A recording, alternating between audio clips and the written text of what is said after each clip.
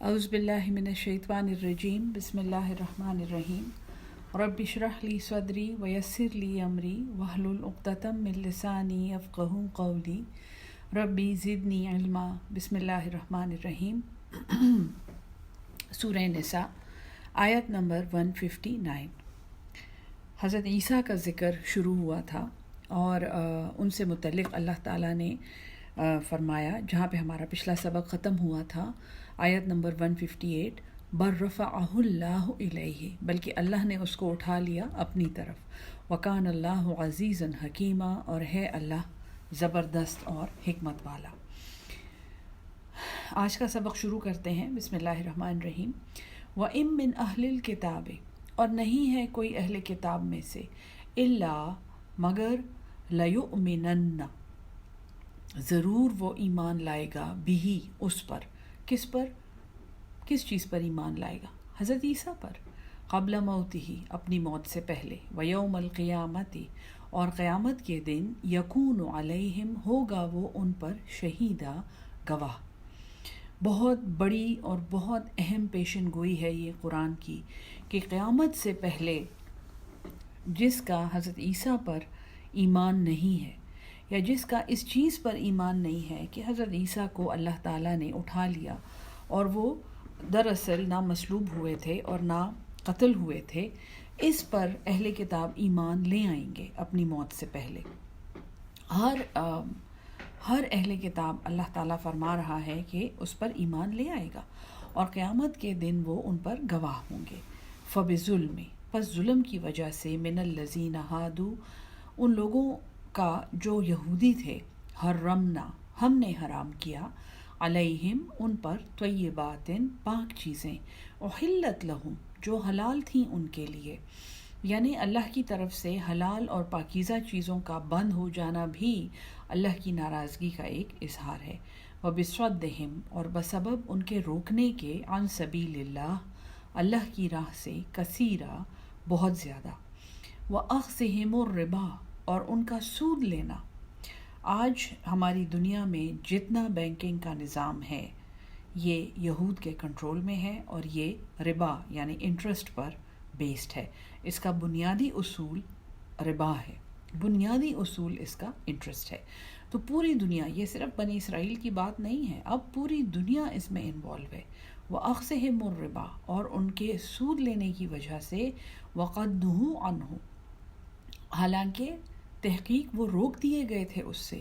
وَأَكْلِهِمْ اور ان کا کھانا، اموال الناس بالباطل، اموال الناس لوگوں کے مال، بالباطل ناحق، لوگوں کا حق مارنا، لوگوں کی جائیدادیں گروی رکھ لینا اور پھر انہیں دبا لینا، لوگوں کو اتنا غریب کر دینا۔ جیسے آج ہمیں پتہ ہے کہ دنیا کی 80% دولت اس دنیا کے 20% سے بھی کم لوگوں کے پاس ہے۔ اسی نظام کو مٹانے کے لیے اور اسی ظلم کو ختم کرنے کے لیے اسلام آیا تھا، اور یہ نظام جو اس وقت دنیا میں ہے، استعماری نظام جو ہے اور جو استحصال پر مبنی ہے نظام، اس کا سب سے بڑا دشمن اور جس چیز سے وہ سب سے زیادہ ڈرتا ہے وہ اصلی اسلام ہے۔ وَأَعْتَدْنَا اور ہم نے تیار کیا، لِلْكَافِرِينَ کافروں کے لیے، منہم ان میں سے، عذاباً علیما ایک دردناک عذاب۔ لیکن الراسخون لیکن وہی ایکسیپشن اللہ بتا رہا ہے، لیکن راسخون فی العلم جو پختہ ہیں اپنے علم میں، منہم ان میں سے، والمؤمنون اور مومن، یؤمنون وہ مانتے ہیں، بما انزل الیک جو آپ کی طرف نازل ہوا یعنی قرآن، وما انزل من قبلک اور جو آپ سے پہلے نازل ہوا، والمقیمین الصلاۃ اور قائم رکھنے والے، مقیمین ایک دائمی پن ہے اس میں، قائم رکھنے والے، الصلاۃ نماز کو، والمؤتون اور ادا کرتے رہنے والے، الزکوٰۃ زکوٰۃ کو، والمؤمنون اور ایمان لانے والے، باللہ اللہ پر، والیوم الآخر اور آخرت کے دن پر، اولئک یہی وہ لوگ ہیں، سنؤتیہم ان قریب، ہم اتیہم عطا کر دیں گے ان کو، اجرن عظیما ایک بڑا اجر۔ انا اوحینا الیک بے شک ہم نے وہی بھیجی ہے آپ کی طرف، کما جیسا کہ اوحینا ہم نے وہی بھیجی الی نوح نوح علیہ السلام کی طرف، والنبیین اور نبیوں کو من بعدہ ان کے بعد بھی، واوحینا اور ہم نے وہی بھیجی الی ابراہیم و اسماعیل و اسحاق و یعقوب والاسباط اور ان کی اولادیں یعنی حضرت یعقوب کی اولاد، و عیسیٰ اور عیسیٰ علیہ السلام، و ایوب و یونس و ہارون و سلیمان ان سب کو ہم نے وہی بھیجی، و آتینا داؤد زبورا اور ہم نے داؤد کو زبور دی تھی۔ حضرت داؤد علیہ السلام حضرت سلیمان کے والد تھے۔ ورسولاً اور ایسے رسول قد قصصناہم تحقیق قصصناہم قصہ سنایا نا ہم نے ہم ان کا تو قصے سنائے احوال سنائے ہم نے ان کے علیکا آپ پر من قبل اس سے پہلے، ورسولاً اور رسول لم نقصصہم نہیں ہم نے قصہ سنایا یا حال بیان کیا ان کا علیکا آپ پر، یعنی اے محمد صلی اللہ علیہ وسلم آپ کو ہم نے چند رسولوں کا حال بتایا ہے، چند پیغمبروں کا حال قرآن میں موجود ہے، بہت سے ایسے ہیں جن کا نہیں بھی بتایا۔ وَكَلَّمَ اللَّهُ اور کلام کیا تھا اللہ نے موسیٰ حضرت موسیٰ سے تکلیما خوب کلام، یعنی حضرت موسیٰ سے اللہ نے بات کی تھی، کلیم اللہ ہے نا وہ۔ رسولاً رسول مبشرین خوشخبری سنانے والے، ومنذرین اور ڈرانے والے، لئلا تاکہ نہ رہے، یکون للناس لوگوں کے لیے، علی اللہ اللہ پر، حجت کوئی حجت، بعد الرسل رسولوں کے بعد۔ وکان اللہ اور ہے اللہ، عزیزاً حکیمہ غالب اور حکمت والا۔ لیکن اللہ لیکن اللہ، ابھی اللہ جو آیا ہے نا اللہ پر اینڈ میں پیش ہے، اس کا مطلب ہے کہ فاعل اللہ ہے۔ یشہد وہ گواہی دیتا ہے، بما انزل الیک جو اس نے نازل کیا آپ پر، انزلہ وہ نازل ہوا بعلمہ اپنے علم کے ساتھ، والملائکۃ اور فرشتے، یشہدون وہ گواہی دیتے ہیں، وکفا باللہ شہیدا اور کافی ہے اللہ گواہ۔ سورت اپنے اختتام کی طرف بڑھ رہی ہے۔ اب یہ جو آیات آ رہی ہیں یہ نچوڑ ہیں پوری سورت کا۔ ان الذین کفروا بے شک وہ لوگ جنہوں نے کفر کیا، انکار کیا، وصدوا عن سبیل اللہ اور روکا انہوں نے اللہ کے راہ سے، اللہ کے راستے سے، قد تحقیق ثابت ہے، ضلوا گمراہ ہوئے، ضلالا بعیدا ایک دور کی گمراہی میں۔ ان الذین کفروا بے شک وہ لوگ جنہوں نے کفر کیا، وظلموا اور ظلم کیا، لم یکن اللہ اللہ ایسا نہیں ہے، لیغفر لہم کہ وہ بخش دے انہیں، ولا لیہدیہم اور نہ ہی وہ انہیں ہدایت دے گا، طریقہ راستے کی۔ وہی بات جو میں آپ کے سامنے کئی دفعہ دہرا چکی ہوں، سورت کے اینڈ میں اللہ تعالیٰ کلیئر بتا رہا ہے کہ اللہ ایسا نہیں ہے کہ وہ اپنی مرضی سے کفر اور ظلم کرنے والوں کو بخش دے گا اور نہ ہی وہ انہیں ہدایت دے گا۔ دیکھیں اکثر لوگ کہتے ہیں کہ اگر ہدایت اور گمراہی اللہ نے لکھی ہوئی ہے تو پھر ہمیں سزا کس چیز کی ملے گی؟ غور سے سنیں، قرآن کو سمجھیں، اپنے دل کھولیں، اپنے دماغ کھولیں۔ ہدایت مانگنا اور ہدایت کی جستجو کرنا اللہ تعالیٰ نے آپ کے اندر اور ہمارے سب کے اندر ودیعت کیا ہوا ہے۔ اگر ہم اس صلاحیت کو نہیں استعمال کریں گے تو وہ صلاحیت ہم سے لے لی جائے گی۔ اللہ انہیں راستہ نہیں دکھائے گا، طریقاً الا طریق جہنم مگر جہنم کا راستہ دکھائے گا، خالدین فیہا ابدا ہمیشہ اس میں رہیں گے ابد آباد تک، وکان ذالک اور یہ چیز علی اللہ یسیرا اللہ پر بڑی آسان ہے۔ ہر بات پہ یہ کہتے ہیں نا کہ 70 ماؤں سے زیادہ رحم کرنے والی ذات ہے، 70 ماؤں سے زیادہ پیار کرنے والی ذات ہے، اسی 70 ماؤں سے زیادہ محبت کرنے والی ذات نے یہ قرآن بھیجا ہے، یہ ہدایت بھیجی ہے، یہ وارننگ بھیجی ہے، یہ سمجھایا ہے۔ جب اس ہدایت کو ہم نہیں سمجھیں گے اور جب سمجھیں گے نہیں تو عمل کیسے کریں گے، اور جب عمل نہیں کریں گے تو آگے کیسے دکھائیں گے؟ کان کھول کر سن لیں، اللہ کے لیے جہنم میں ڈالنا ابد آباد تک بڑا آسان ہے۔ اللہ تعالیٰ ہم سب کو اس غلط راستے سے بچا لے۔ یا ایھا الناس، اے لوگو، جہاں پہ سورت شروع ہوئی تھی یاد ہے؟ یا ایھا الناس اتقوا رب، ہاں یہاں سے سورت شروع ہوئی تھی نا، اب ختم ہو رہی ہے۔ یا ایھا الناس، اے لوگو، قد جاءکم رسول، قد جاءکم الرسول، تحقیق تمہارے پاس آیا ہے رسول، بالحق، حق کے ساتھ، من ربکم، تمہارے رب کی طرف سے، فآمنوا، پس ایمان لے آؤ، خیر لکم، یہ بہتر ہے تمہارے لیے، وَإِن تکفروا، اور اگر تم نہیں مانو گے، فإن للہ، پس بے شک اللہ ہی کے لیے ہے، ما فی السماوات والارض، جو کچھ آسمانوں میں ہے اور زمین میں، وکان اللہ، اور ہے اللہ، علیما حکیما، جاننے والا اور حکمت والا۔ ایک اور نچوڑ آیت پوری سورت کا دیکھیں، سورت میں حضور صلی اللہ علیہ وسلم کا ذکر ہوا ہے، حضرت ابراہیم کا ذکر ہوا ہے، حضرت موسیٰ کا ذکر ہوا ہے، اور آگے سورہ مائدہ آ رہی ہے تو حضرت عیسیٰ کا ذکر ذرا زیادہ کیا گیا ہے، کیونکہ اگلی سورت جو ہے وہ سمجھیں گے پوری نصرانیوں کے بارے میں ہے۔ مائدہ جو ہے اس میں بہت زیادہ، اس میں یعنی ان کا سبجیکٹ زیادہ بتایا گیا ہے۔ یا اہل الکتاب، اے اہل کتاب، لا تغلو، غلو نہ کرو، غین لام واو، یہ لفظ یاد رکھیں، اس کا مطلب ہے حد سے بڑھنا۔ اور غلو اس وقت سمجھ لیں اچھی طرح، لا تغلو فی دینکم، تم غلو نہ کرو اپنے دین میں۔ ایکسٹریمز میں نے آپ کو بتائی تھی نا، قرآن کی انٹرپریٹیشن کی ایکسٹریمز میں نے آپ کو پڑھائی تھی۔ اب نبوت میں ہم جو غلو کرتے ہیں، ایک طرف جو ہے وہ فرقہ ہے جو کہتا ہے حضور صلی اللہ علیہ وسلم ایک انسان تھے، بشر تھے، وہ ختم ہو گئے ہیں اور ہمیں ان کی سنت کو ماننے کی کوئی ضرورت نہیں کیونکہ ہمارے پاس قرآن ہے، یعنی ان کی حیثیت جو ہے اسے ملٹیپلائڈ بائی 0۔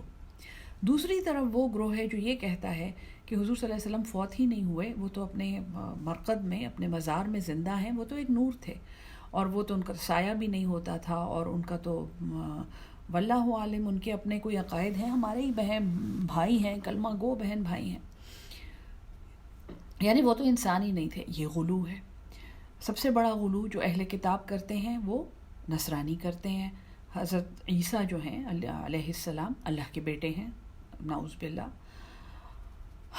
یہ اس سے زیادہ غلو جو ہے، یعنی دوسری طرف کا نیگیٹو غلو جو یہود کرتے ہیں کہ سیدہ مریم کو زانیہ کہتے ہیں، استغفر اللہ استغفر اللہ، نعوذ باللہ۔ تو دین میں زیادتی نہ کرو۔ دیکھو دین تمہیں بڑا اسپیسیفک کر کے سمجھا دیا گیا ہے، یہ پیغمبر ہے، یہ کتاب ہے، یہ فرشتے ہیں، یہ ایمان ہے، یہ سچ ہے، یہ جھوٹ ہے۔ کیا تمہارے لیے کنفیوژن چھوڑی گئی ہے کہ تم اپنے دین میں غلو کرتے ہو؟ وَلَا تَقُولُوا عَلَى اللَّهِ، اور نہ کہو تم اللہ پر، إِلَّا الْحَقِّ، سوائے حق کے، إِنَّمَا الْمَسِيحُ، اس کے سوا نہیں ہے، المسیح عیسیٰ ابن مریم، مسیح مریم کا بیٹا، رسول اللہ، یہ اللہ کے رسول تھا، وَكَلِمَتُهُ، اور اس کا کلمہ یعنی اس کا حکم تھا، القاها إِلَى مریم، اس کو ڈالا مریم کی طرف، وَرُوحٌ مِّنْهُ، اور روح اس کی طرف سے روح، اللہ کا وہ کلمہ جو تھا وہ روح بن کے مریم میں داخل ہوا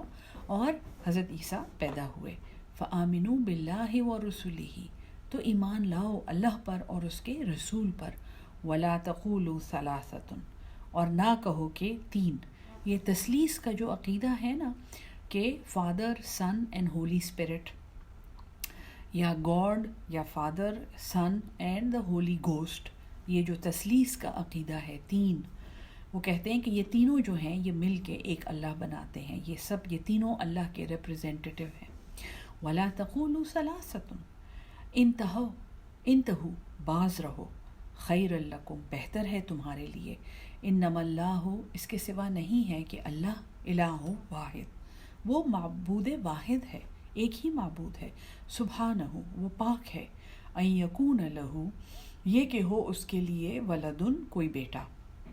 لہو ما فی السماوات و ما فی الارض، اسی کا ہے جو آسمانوں میں ہے اور زمین میں، اس کو کیا ضرورت ہے بیٹا بنانے کی، وکفا باللہ وکیلا، اور کافی ہے اللہ کارساز، لن یستنکف المسیح، ہرگز کوئی آر نہیں ہے مسیح کو، ان یکون عبدا للہ، یہ کہ وہ اللہ کا بندہ ہو، یعنی مسیح علیہ السلام کو کوئی آر نہیں کہ وہ اللہ کا بندہ ہو، وللملائکۃ اور نہ ہی مقرب فرشتوں کو، المقربون کہ وہ مقرب ہیں، ومن یستنکف اور جو کوئی آر کرے گا، پیچھے ہٹے گا، ان عبادتی ہی اس کی عبادت سے، ویستکبر اور تکبر کرے گا، فسیحشرہم تو ان قریب وہ انہیں جمع کرے گا، الیہ جمیعا اپنی طرف سب کے سب۔